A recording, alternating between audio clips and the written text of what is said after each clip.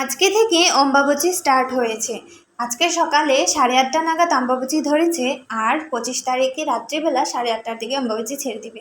তার উপর আমার দাদু দিদার ওষুধ চলছে, আর এদিকে 25 তারিখ পর্যন্ত আমার মা শুধু ফলমূল খেয়েই থাকবে, আগুনের ছোঁয়াচে কিছুই খাবে না, যতটুকু আমি জানি। আমি আমার মাকে এসব করতে দেখেছি আমার বাবা মারা যাওয়ার পর থেকে। এই ব্রতটা নাকি শুধু যাদের স্বামী নেই ওরাই করতে হয়, কেন এটা আমি জানি না।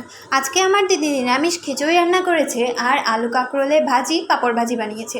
দিদি আর আমি হাতে হাতে কাজগুলো গুছিয়ে এখন আমি শুয়ে পড়েছি। তারপর দাদুকে খাওয়ান দেওয়া হয়ে গেছে, আর এখন আমরা সবাইও খেয়ে নিব। যেহেতু আমাদের এখন সকাল সকালেই স্নান করতে হবে মা ওঠার আগে, তাই আর কি আমাদের তাড়াতাড়ি এবার কাজটা শেষ হয়ে যাবে। এইদিকে আমি, দিদন, দিদি আর দাদু খেতে বসে গেছি। সাইডে করে আমার মা এখানে খই চিড়ে দই দিয়ে আম চটকে মেখে খাচ্ছে। আর এইগুলো কে এনে দিয়েছে জানো? ওইগুলো অভি এনে দিয়েছে। এটা নাকি নিয়ম, অম্বুবাচী যারা ব্রত পালন করে ওদেরকে নাকি এসব দিতে হয়।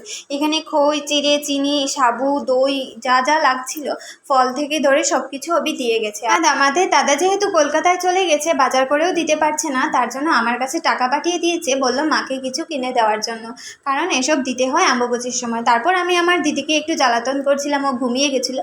এদিকে খেজুর নিয়ে দিদির মুখে দিয়ে দিচ্ছিলাম, ওকে শুধু জ্বালাতনই করছিলাম। তারপর আমার দিদি আমাকে ফুসলিয়ে ফাসলিয়ে বললো আমার মাথাটা হাত বুলিয়ে দে, তাইলে তোকে সন্ধেবেলা একটা মজার চা খাওয়াবো। অভিও কিন্তু দিদির জন্য অনেক কিছু এনেছে, ডালমুট ভুজিয়া আরও কী কী এনেছিল। তারপর আমার দিদি আমাকে সুন্দর করে 1 কাপ চা খাওয়ালো। আজকে মিনি ব্লগটা এতটুকুই। তোমরা সবাই ভালো থাকো, সুস্থ থাকো, টাটা।